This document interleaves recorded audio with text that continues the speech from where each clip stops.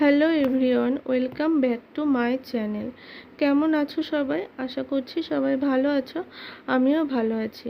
আর আজকে দেখো তোমাদের সামনে আবারও একটা নতুন রেসিপি নিয়ে চলে এসেছি। তো প্রথমে দেখছো যে আমাদের এখানে যে লোকাল কাঁকড়াগুলো পাওয়া যায় দেশি, সেই কাঁকড়াগুলো কিন্তু আমি নিয়েছি আর 500 মতো কাঁকড়া নিয়েছি। তো কাঁকড়াগুলোকে এক সাইড করে নিয়েছি আর পাগুলোকে আরেক সাইডে নিয়েছি। এবার কাঁকড়াটা রান্না করার জন্য আমি কি উপকরণ নিয়েছি সেগুলো কিন্তু আমি তোমাদের দেখাচ্ছি। ভালো করেই দেখেছো, ধুয়ে পরিষ্কার করে কিন্তু আমি নিয়েছি। এবার রান্নার জন্য যে উপকরণগুলো নিয়েছি, প্রথমে দুটো পেঁয়াজকে টুকরো করে কেটে নিয়েছি, একটা টমেটো নিয়েছি, আদা বাটা নিয়েছি, রসুন বাটা নিয়েছি। কাঁচা লঙ্কাটা এখানে দেখানো হয়নি, তবে ওটাও দিয়েছিলাম। আর এখানে কিছু গুঁড়ো মশলা নিয়েছি, যেমন রেড চিলি পাউডার, গরম মশলা গুঁড়ো আর গোলমরিচ গুঁড়ো আমি কিন্তু নিয়েছি এই রান্নার জন্য। এরপর হচ্ছে গামলির মধ্যে আমি কাঁকড়াগুলোকে নিয়েছি, একটু লবণ আর একটু হলুদ গুঁড়ো মাখিয়ে ভালো করে মেখে নিয়ে তারপর কিন্তু আমি কাঁকড়াগুলোকে একটু ভেজে নেব। এখানে কাঁকড়াগুলো অনেকে আছে কিন্তু কাঁকড়া ভাজে না, ওটাও কিন্তু দারুণ টেস্ট লাগে। না, আমি একটু ভেজেই নেব। তো তাই জন্য কড়াই কিন্তু বসিয়ে দিয়েছি গ্যাসে, আর তেলও দিয়ে দিয়েছি। আর যে কোনো রান্না কিন্তু সর্ষের তেলে কিন্তু স্বাদটাই বদলে দেয়, তাই না? আর এই রান্নাটা কিন্তু একদম আমি মাংসের স্টাইলেই করব। এটাকে কাঁকড়ার ঝাল বলতে পারে, রসা বলতে পারে, যা হোক একটা বললেই হবে, কিন্তু দারুণ লাগে খেতে। আর দেখো, তো তেলটা কিন্তু গরম হয়ে গেছে। এবার কিন্তু আমি কাঁকড়াগুলোকে ছেড়ে দিয়েছি। আর কাঁকড়াগুলোকে ওই 1 মিনিট মতো একটু তেলেতে ভালোভাবে নেড়ে চেড়ে নেব। মানে আবার বেশি ভাজলে কিন্তু সেই যে মানে টেস্টটা সেটা কিন্তু থাকে না।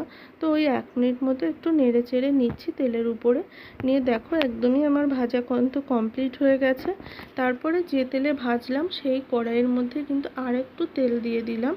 তেল দিয়ে তারপরে ওর মধ্যে গোটা গরম মশলা আর গোটা জিরে ফোড়নে দিলাম। তারপর কিন্তু আমি যে দুটো পেঁয়াজকে কুচিয়ে রেখেছিলাম সেটা কিন্তু আমি দিয়ে দিলাম। দিয়ে একটু নেড়ে চেড়ে নেব, মানে তেলের মধ্যে পেঁয়াজটাকে একটু নেড়ে চেড়ে নিয়ে তারপর কিন্তু যে পাকা টমেটোটা কেটে রেখেছিলাম সেটাও কিন্তু আমি দিয়ে দিলাম। এবার পাকা টমেটো আর পেঁয়াজটা কিন্তু ভালোভাবে নেড়ে চেড়ে নিয়ে বেশ একটা সফট ভাব চলে আসবে, তখন একটু ভালোভাবে নেড়ে চেড়ে নিলাম আর কি। একটা তেজপাতা দিয়ে দিলাম, ওটা তেলের উপরে দিলে ভালো হতো, কিন্তু তখন আমার মনে ছিল না বলে দিতে পারিনি। পরে মনে হয়েছে একটা তেজপাতা দিলে স্বাদটা আর একটু ভালো হবে, তো সেই জন্য মানে একটা ফ্লেভার আসে, তো সেই জন্য তেজপাতাটা কিন্তু আমি পরে দিয়ে দিয়েছি। আর তারপরে কিন্তু আদা রসুন বাটাটা দিয়ে দিলাম, কারণ আদা রসুনটা যেহেতু বাটা একদমই কাঁচা, ওটাকে একটু গন্ধটা একটু যেতে টাইম লাগবে, তাই না? তো নেড়ে চেড়ে দিয়ে দেখো মানে গুঁড়ো মশলাগুলো, যেমন রেড চিলি পাউডারটা দিলাম, তারপরে জিরে গুঁড়ো কিন্তু দিয়েছিলাম। রেড চিলি পাউডারটা দেওয়ার পরে জিরে গুঁড়ো দিয়েছিলাম, আবার একটু হলুদ গুঁড়ো দেব। দিয়ে তার মধ্যে কিন্তু একটুখানি জল আর চিনি অ্যাড করেছিলাম। চিনি দিলে কি হয় বলো তো, যে কোনো মশলা যখন কষানো হয় আর কি, তখন যদি একটু চিনি দিই না, তাহলে কি হয় বলো তো, তাহলে কিন্তু মশলার কালারটা দারুণ আসে, রান্নার কালারটাও মানে খুবই সুন্দর হয়। আর একটু কিন্তু আমি গোলমরিচ গুঁড়োও দিয়ে দিয়েছিলাম।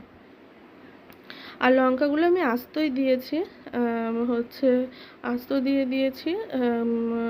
দিয়ে আবার দেখো আমি ভালোভাবে একটু জল দিয়েছিলাম, বললাম যে তা যতক্ষণ না জলটা শুকনো হয়ে আসছে আর মশলাটাও ভালোভাবে কষে না আসছে, ততক্ষণ কিন্তু কাঁকড়াটা দেব না। তো হয়ে গেছিলো মশলাটা কষানো। এবার কাঁকড়াটাকে দিয়ে আর একটু নেড়ে চেড়ে নিয়ে কিন্তু আমি জল দিয়ে দিয়েছিলাম। তো তোমাদেরকে একদম লাস্টে তো জল দিয়ে নেড়ে চেড়ে দিয়ে কিন্তু 5 মিনিটের জন্য ফুটতে দেব। আর তোমাদেরকে আগেই বললাম যে দেখাচ্ছি যে কেমন এসেছিল। তো এই রকম এসেছিল। তো তোমাদের পুরো রেসিপিটা কেমন লাগলো অবশ্যই জানিও। আর তোমরা একবার এইভাবে কাঁকড়া রান্না করে দেখো, ভীষণই টেস্টি হয় খেতে। তো ভিডিওটি যদি তোমাদের ভালো লাগে অবশ্যই লাইক কমেন্ট শেয়ার করো, সাবস্ক্রাইব করে আমার পাশে থেকো। আবার আসবে একটা পরবর্তী রেসিপি ততক্ষণের জন্য সবাই ভীষণ ভালো থাকবে। আর এটাই বলবো তো।